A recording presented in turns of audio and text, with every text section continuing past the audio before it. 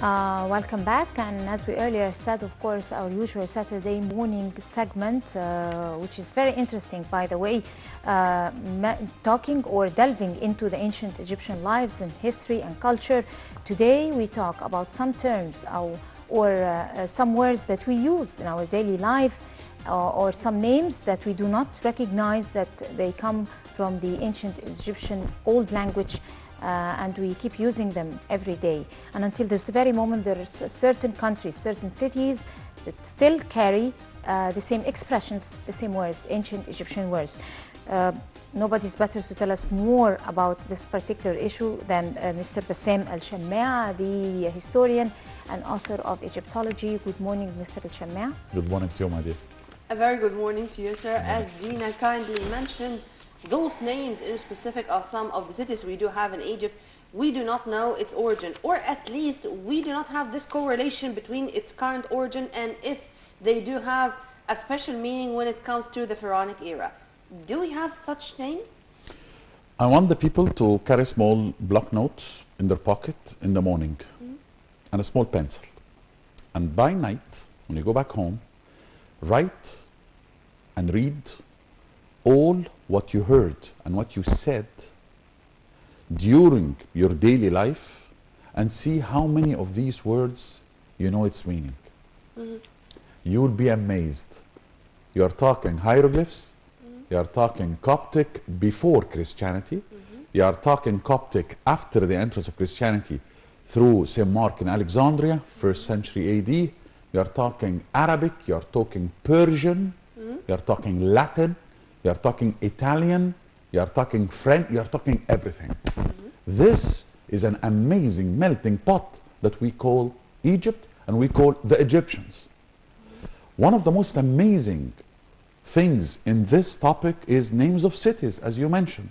We know Alexandria because it was Alexandrius the Great. And by the way, since we are talking language and philology, science of languages and scripts today, I would like everybody to start stopping calling him Al-Iskandar Al-Akbar, because that's what we call in Arabic to our friends who don't read or write Arabic. This is what we call the guy in Arabic. Alexander the Great is in Arabic Al-Iskandar Al-Akbar. Everybody's writing it, everybody's using these words and these names, right? And these titles.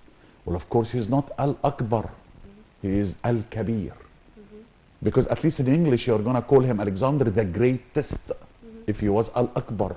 This is the greatest pyramid. Then it is Al-Haram Al-Akbar, not Al-Haram Al-Kabir. So now we have to stop Al-Iskandar Al-Akbar and we have to start calling him Al-Iskandar Al-Kabir. This is by the by. So we know Iskandariya, we know Alexandria because of the origin of this guy and his dream that he, by the way, did not live to see it happening. Here is the first surprise of the day. Alexander the Great did not see Alexandria. Once again, Alexander the Great did not view Alexandria as a city. Can you imagine this? Because he died 32 years of age before the whole thing. Yes, he put the foundation of the idea. He had the dream, but he didn't live long enough to see it happening. But then, when we talk about a place like Fayoum, the most amazing, beautiful, and Fayoum, of course, was on top news these days because of the great factory that was opened a couple of days ago. Phosphate fertilizers factory, yeah. Exactly. Yeah. So, Fayoum, I ask you, Fayoum, you tell me, beautiful place, an oasis, underground, beautiful water, green gardens, it's an oasis in the middle of the desert, and so on and so forth. Beautiful people, beautiful history. But do you know the meaning of the word Fayoum? That's important, because that's your history, that's the name, and it's going from one generation to the other, and there is very little number of people who are questioning the origin, the root of words like, or names like Fayoum. So let's take Fayoum. Interesting thing about hieroglyphs, you asked, and you commented about, are we dealing here with origins of words? We like to put that link. We people who read in history, we like to put that link to understand more. Sometimes names in ancient Egyptian would give you geography and sometimes would give you River Nile and so on. Let's take Fayoum as a good example. Pa Yem. That's the origin. Pa Yem. Yem is a hieroglyphic word for a body of water. River can be a Yem. Sea can be a Yem. And here is another one. Sea can be a river. That's Arabic. Can you imagine this? If you open Al-Razi Mukhtar al-Sahah, the famous dictionary of Mukhtar al-Sahah of Al-Razi, the famous, the genius Al-Razi, you will notice that the word Nile is from Nile, from receiving, Yanel. Yeah. And he's explaining the river Nile as it is called the sea because of its, because of its width and because of its length. Use the same expression now, say, على البحر. Exactly. But let me get back to Alexander the Great or Alexander the Greatest, and emphasize a certain point. Now, Alexandria is not only the Alexandria that we have here. There are like around 9 or 6 Alexandrias. Over 40 actually. 40 around the world. I think 18 in America. 9 in the United States. Alexandria, Virginia. Right. So, so that would question that it comes from a hieroglyphic origin. This is number one. And number two, I don't know, I'm just questioning that. And also the calling Alexander the Greatest, maybe they didn't do so because it goes to some religious restrictions, and that would make them, I mean, that would ban them from, you know, using the term greatest. So if you can elaborate on that. Yes, I'm with you on this comment. Number one, Alexander is not hieroglyphs. Alexander, this is a guy who's coming from a Macedonian origin. His father is the famous Philip the Macedonian, who ruled the whole kingdom, and then came his young son, very ambitious, and he ruled until 30 years of age. But is it also Macedonian? It is the city itself, built by the Egyptian hands, but of course at that time the rulers were Ptolemies, so they were Macedonian origins, they were Greek origin. Interesting thing though is, when the ancient Egyptians wanted to carve the name Alexandros on a cartouche, on the walls of the temples, because that was the deal. Alexander is going to rid us from the Persians. It was very popular. And we're going to make you, we're going to make you the king of Upper and Lower Egypt. You are the son of Ra. You are the son of Amun, Jupiter, and so on and so forth. So in his dreams, and that's very Alexander the Great. He was looking after the fame and all of that. Very, very character of him. So interestingly enough, there was no letter X in hieroglyphs. And no letter A. And there is letter A. Oh, definitely there is letter A. And you will find it in the form of a vulture. Okay. This vulture that you see, the bird, the vulture, the beautiful, that's A. So A is there. Okay. L is the line. The line. All right? But there is no X and there is no Z, by the way. So Zoser of the step pyramid, everybody, is not ancient Egyptian.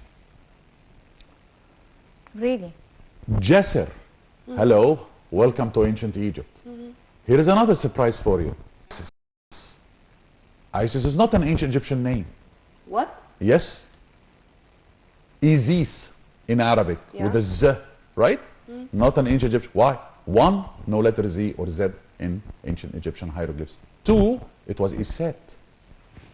So every lady who became like this amazing mythological lady who protected her son Horus, her, and is against and so on, her Horus, and of course her husband Wasir, who then became Osiris, Osiris, not hieroglyphs. Osiris is not a hieroglyphic name. This is all happening in the days of the Greeks later on, when they added the S and they added this and they added that. So rewriting Egyptian history, as we are trying through these episodes, is crucial, because our young generations and old generations are pronouncing the names of our grandfathers and grandmas wrongly. Wrongly, okay, so I'm a little bit hot about that, but I can say not Egyptian, let's say. Yeah. Not wrongly, but not Egyptian. So go back to Alexander. So how are you gonna, as an ancient Egyptian, smart guy, it was a smart civilization, that was, I'll tell you that, how are you going to overcome this problem? The great king of Upper Egypt who rid you from the Persians, and you are now holding this huge favor towards this guy and his army, you are going to write his name wrong. You are actually not going to write a letter in his name. How are you going to manage? Well, they managed. Go to Luxor temple, on the east bank of Luxor city, the city of palaces, Al-Qusur, Al-Aqsur, the plural of Qasr, palaces. The Arabs called them the palaces, called those temples the palaces. City of palaces. Al-Aqsar, Al-Qusur, plural. And you will find that he went like that. A-L, K, C-S, Dras. So he managed to put the K and the S, and we have a K and we have an S in hieroglyphs. So put the two letters or the two signs after each other. The K and the S will give you the sound, the phonetic of Ks. So Alik, that's a K, Sa'ad, that's an S, Dras. And by that, he managed. So, if we go back to Fayoum, you will find that Yem, as we said, is a body of water. Where in Fayoum is a huge body of water? Of course, the Qarun Lake. Yes. Well said. So, the ancient Egyptian person saw that this place is noticeable with that. So, okay, big sea, big body of water, Yem. Amazing enough, if you read the Quran, Kareem, the Holy Quran, the glorious Quran Kareem, you will find that the mother of Prophet Moses, be unto him, brought him where? In the Yem, which is at that time was the river Nile, because she didn't put him in the basket in the sea, right? She put him where? She put him in the river Nile. So Yem became body of water, river or lake, as in our case in Fayoum. Pa, Yem, the lake. Pa, Yem, the big body of water. All right. P and B in ancient Egyptian hieroglyphs had this amazing fashion of changing into an F later on for some very strange reason. Which became in English PH. Exactly. Yeah. Philae, the temple of Philae. In Aswan, the famous one on the island of Ejeliki. Philae was originally Piela. When we write Fayoum now, we should write it with a PH, not with an F. So, the great lake, the great body of water, put them Pa-Yom. Pa changes into a F, as we said. Like, for example, in Philae was originally Pilai, the edge, because it's in the south. So it's in the edge of the country. So, Pa-Yam becomes Fayam. We are still calling it Fa in ancient Egypt. But when the Coptic language came in and started to be used, it was a mix between the populous language and the Greek. That's Coptic, as we know it. So letters started to be a little bit heavier in some cases. So the F became a V. So it became Vayum. Like Varum, like this. So Vayum. So Vayum became Vayum and started to be used as Vayum all the way until Arabic came in, 640 AD with Islam. The A and the L, exactly. At the ta'rif, the A and the L will be placed, so it will be Al-Vayum. The V lightened a little bit in Arabic and it became Al-Fayum. Why is this important from the historical point of view, not only from the language point of view? I'll tell you. Because if you like press on anything with Fayum, go back to some people who wrote that this beautiful governorate or city was called Al-Fayum because it was constructed in 1,000 days. Alf Yom. Yom is an Arabic word for a day. Alf is an Arabic word for 1,000. So people started mythologically to say and to repeat this everywhere, that Al-Fayum was called Al-Fayum because it was constructed in 1,000 days. Alf Yom. Of course, that's not... Like Damanhur in Bahira. They tell you what, and this is unfortunately written. That's why, guys, be careful what's written in the net. Do not take your history from the net, from the internet. They tell you Damanhur. Two big tribes fought and blood was everywhere. Oh, this is giving you a bad name. Blood everywhere. Rivers of blood in Bahira. What? So it is, Ad-Dam became Nuhur. Dam and Hur. Nuhur, plural for Nahr, river. So rivers, Dam is an Arabic word for blood. So rivers of blood, what? What rivers of blood? Where is this in history? Where did you read this in history that in Bahira, people, they are amazing, they are beautiful, they are calm, they are everything. Right. But what's the, in front of that, on the other hand, you have to offer a good example and a good description of the alternative and the right alternative as well, if you like. So, Take a look at the Manhur. You will find that it is, amazing enough, the best place for falcons. Falcons, the bird. Falco, and that. Peregrine falcon, if you like. Kestrels, if you like. Locust falcon, there is a falcon called the locust falcon. I like to eat locusts all the time.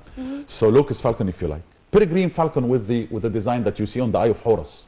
Yeah. With the design down there, because it's on the peregrine falcon. Falcon called peregrine falcon. So, I'm opening the encyclopedia of Maktabat al-Usra, Library of the Family, which is, bless them, amazing job, of birds.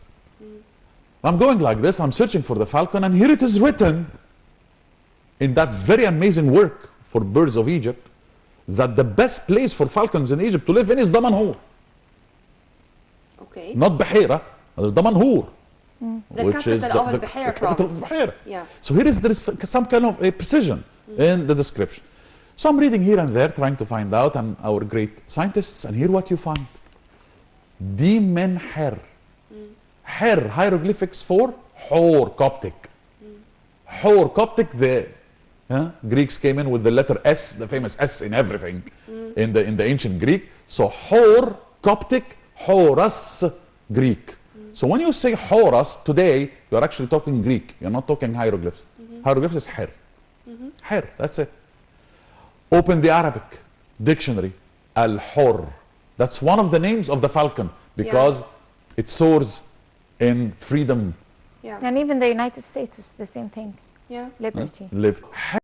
Her, Hor, Shaheen, Albaz, all those names for falcons, right? But we'll design with Her, Al-Hor, Her, hieroglyphic. So, Her, Hor, Coptic, Horus, Greek, Al-Hor, Arabic. This is amazing. Get me one culture in the world that links all those four amazing civilizations together in one word. 2 letters. Pretty amazing. So, Di men her, Di men the place of, the house of, the habitat of hieroglyphs. So, Di men her, Di ben hur, Damanhur. How did it evolve? This, what I'm talking about, that you never would leave. This is one of your traditions, is that you, as an Egyptian people, you do not lose history. I'm not talking about historians. I'm not talking people sitting talking about history. I'm talking people in the street. They don't lose their history. That's how, this is why everybody from outside Egypt get fascinated by the people of Egypt. That's why I'm interested in the history of the people, not the history of the kings only. Yes. Right? Because they were the people who were responsible for that civilization. Qina. So you think Qina. No, there is no Arabic word which will relate me to Qina. Unless you are talking Qana, perhaps. No. Qina in Upper Egypt from Qini. And Qini, perhaps with the hieroglyphic word related to embrace. To embrace somebody is to Qini somebody. And if you look geographically at Qina today, you will find that the land of Qina and the river Nile all of a sudden goes like this. And as if the river Nile with its amazing waters, Shape of a U. exactly, kind of getting closer to a kind of a semicircle, something like that, and it's embracing the land of Qina. Which means that this naming, Qina, would directly give you that ancient Egyptians studied geography. A question: how did he see the river Nile embracing Qina from above? So did the ancient Egyptian fly? Did he soar? Or they used In my humble opinion, they did. or they went over mountains and checked geography from above? Unfortunately, we're running out of time. We don't want to end it, though. But Mr. Bassam Shammaa, the historian and author of Egyptology, it's very interesting time talking to you, as usual. Thank you. So please, next time, promise me that we are going to speak about this Seth and Set issue. Here you go. Okay? Okay. Inshallah. Right after the short break, we are going to be back with our final segment of the breakfast show. So stay tuned only on Nile TV International.